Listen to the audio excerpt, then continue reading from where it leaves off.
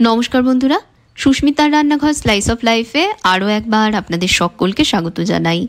নিরামিষ আলুর দমের চেনা স্বাদে যদি একটু নতুনত্ব আনতে চান তবে আজকের রেসিপিটা অবশ্যই ট্রাই করতে হবে।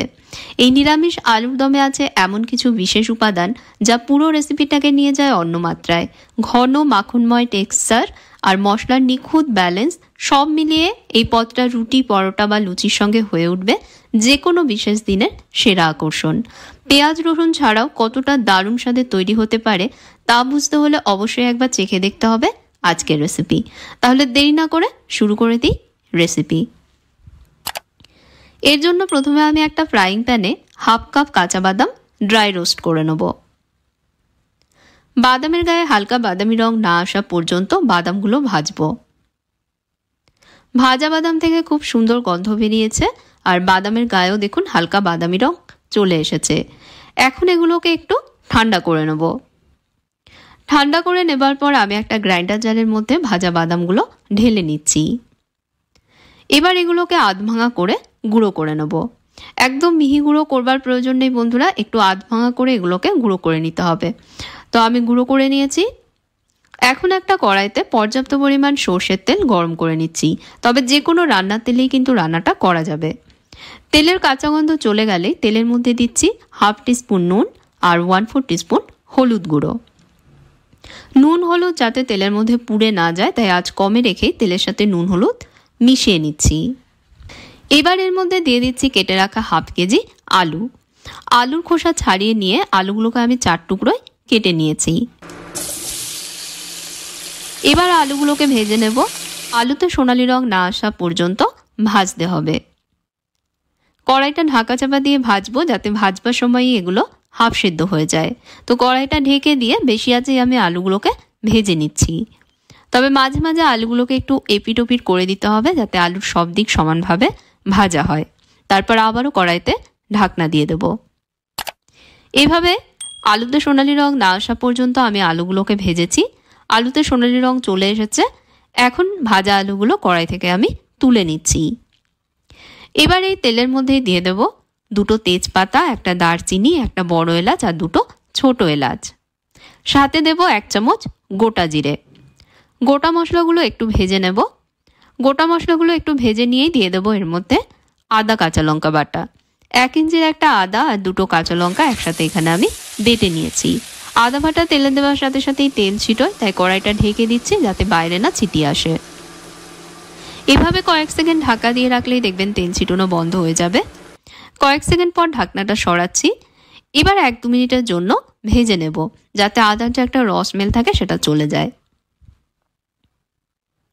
1-2 মিনিট ভেজে নিয়েই দিয়ে দিচ্ছি এর মধ্যে ছোট টুকরোয় কেটে নেওয়া একটা মাঝারি মাপের টমেটো। টমেটো দেবার সাথে সাথে এর মধ্যে অল্প নুন দিয়ে টমেটো নরম না হওয়া পর্যন্ত ভেজে নেব। ভাজবার সময় আবারও কড়াইটা ঢেকে দিচ্ছি যাতে টমেটো তাড়াতাড়ি নরম হয়ে যায়। এভাবে আমি 1-2 মিনিট ভেজেছি। 1-2 মিনিট ভাজতেই দেখুন টমেটো নরম হয়ে গেছে। এবার এর মধ্যে দিয়ে দেব সমস্ত গুঁড়ো মশলা। গুঁড়ো মশলায় দিয়ে দিচ্ছি আমি এর মধ্যে হাফ চামচ হলুদ গুঁড়ো, 2 চামচ কাশ্মীরি লঙ্কা গুঁড়ো, এতে সুন্দর রং আসবে, আর 1 চামচ দিয়ে দিচ্ছি জিরে গুঁড়ো।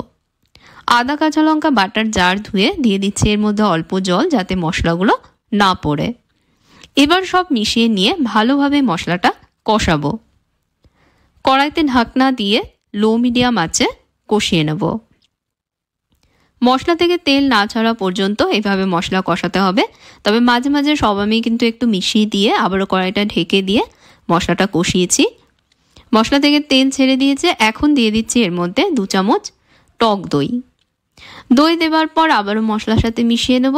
মিশিয়ে নিয়ে মশলাটা কষাবো দই থেকে যতক্ষণ তেল না ছাড়ছে ততক্ষণ অবধি। আর বন্ধুরা, কেমন লাগছে আজকের ভিডিওটা অবশ্যই আমাকে কমেন্টে জানাবেন। ভালো লাগলে একটা লাইক দেবেন, শেয়ার এবং কমেন্ট করবেন। আর চ্যানেলে সাবস্ক্রাইব করে না থাকলে অবশ্যই চ্যানেলটাকে সাবস্ক্রাইব করবেন। পাশে থাকা বেল আইকনে প্রেস করবেন যাতে নতুন রেসিপি চ্যানেলে আসবার সাথে সাথে জানতে পারেন। আর যদি ফেসবুক পেজে দেখেন পেজেও আমায় ফলো করবেন। দই থেকেও দেখুন বন্ধুরা তেল ছেড়ে দিয়েছে। এবার ভাজা আলুগুলো কড়াইয়ের মধ্যে আমি দিয়ে দিচ্ছি। আলুগুলোকেও এবার মশলার সাথে একটু সময় কষিয়ে নেব। তো কড়াইটা ঢেকে দিয়ে কম আছে কষিয়ে নিচ্ছি। 3-4 মিনিট মশলার সাথে আলুগুলোকে কষিয়ে নেবার পর এবার এর মধ্যে দিয়ে দেবো আগে থেকে গুঁড়ো করে রাখা ভাজা বাদামগুলো। এই বাদামের গন্ধ আর ফ্লেভারই দেখবেন এই রান্নায় একটা অন্য মাত্রা এনে দেবে। দেবার পর জাস্ট আলুর সাথে মিশিয়ে নেব। মিশিয়ে নিয়েই এর মধ্যে দিয়ে দেবো পর্যাপ্ত পরিমাণ জল।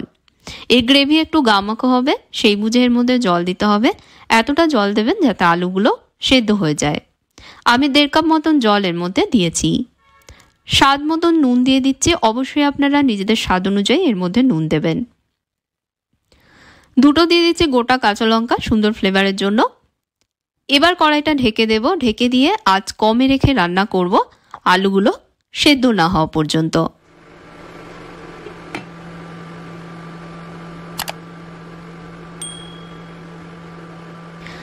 দশ মিনিট পর আমি ঢাকনা সরাচ্ছি। গ্রেভি থেকে দেখুন বন্ধুরা তেল ছেড়ে দিয়েছে। দেখে নেব আলু সেদ্ধ হয়েছে কিনা। আলু সেদ্ধ হয়ে গেছে। গ্রেভির থিকনেস বাড়ানোর জন্য কয়েকটা আলুর টুকরো ভেঙে গ্রেভির সাথে মিশিয়ে দিচ্ছি। এভাবে কয়েকটা আলু ভেঙে গ্রেভিতে মিশিয়ে দিলে গ্রেভির থিকনেসটা বাড়ে, তাতে খেতেও ভালো লাগে। এখন দিয়ে দেবো এর মধ্যে ভাজা কাসুরি মেথি।